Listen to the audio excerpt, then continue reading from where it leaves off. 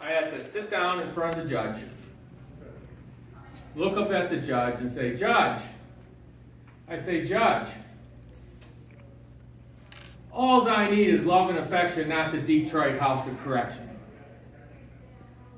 Judge turned around to me, sat down and said, young man, stand up,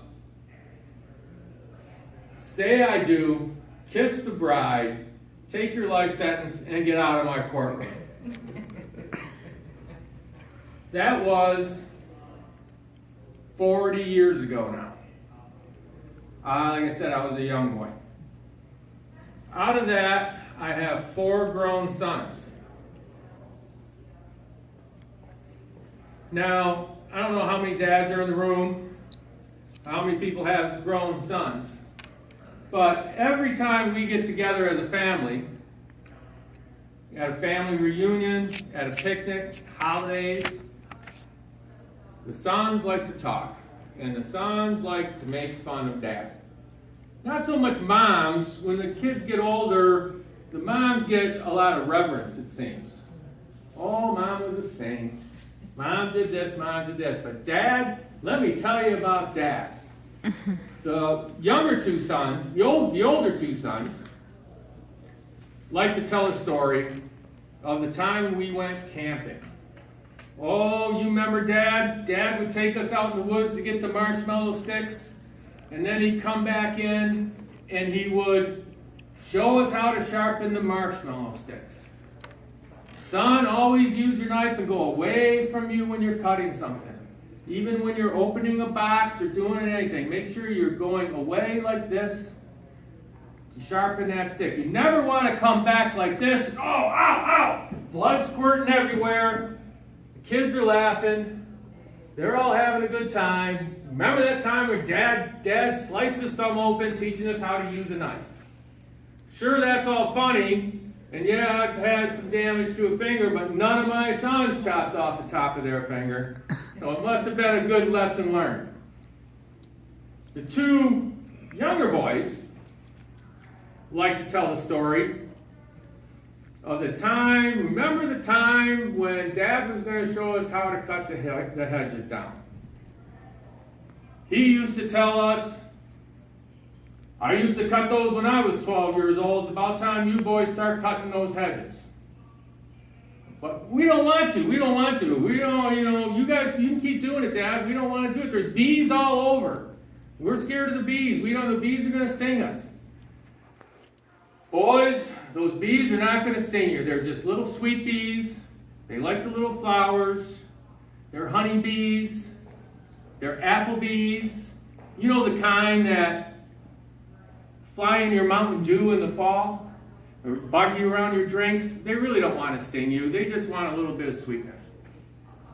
All right, you guys are scared. I'll go and show you. So I grabbed the hedges. I got to do the ones in the back corner anyways. So I grabbed the electric hedges and I'm cutting along. Yum, boom. And you know where this is going, right? Out of the garage in the neighbor's yard comes a wasp. Bam! Right up inside the head. My glasses go flying. I'm screaming in pain. I turn around. The kids are laying on the driveway, rolling around laughing. It's always a great story when we're talking.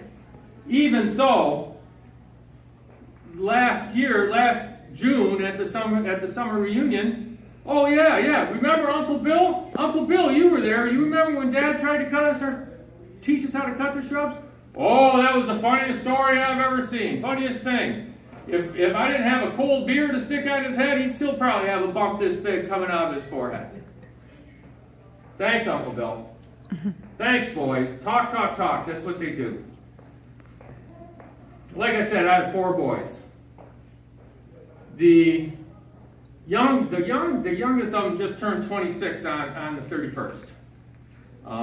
What's great about him is he will come out and golf with me. Every time he comes to town, he lives in Grand Rapids. We just went out there Sunday to see him.